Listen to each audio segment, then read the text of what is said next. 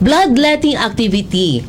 Nganong nahuna-hunaan sa ARSO nga for the month of February kani ang inyuhang ipahigayon nga activity. Nganong natawo ni siya ang bloodletting activity?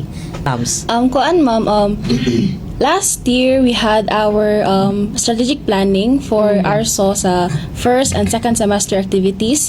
And then the PRC Bukidnon tapped us to conduct a kanang partnership nga mag-conduct ng bloodletting activity. So, this activity is in partnership with PRC Bukidnon.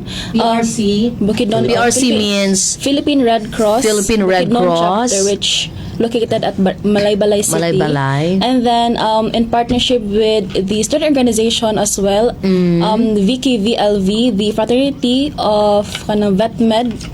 Veterinarian. Yes po. Nice.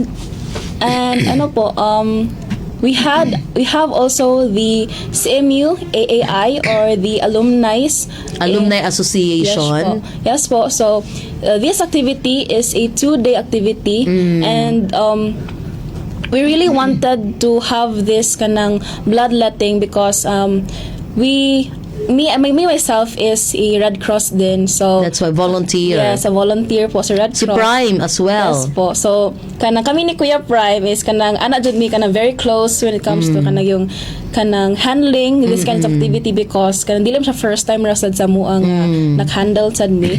And kanang really wanted to help pod yun the anang PRC Bukidnon, because kaning they are lacking with the blood supply pod. So that is why nga kanang some hospitals kay kanang ang gagikan nga supply is from PRC Bukidnon through blood donations from across Bukidnon. That is why ma'am nga kanang really wanted pod gyud to help not just sa PRC Bukidnon but to encourage din the students here sa Central Mindanao University.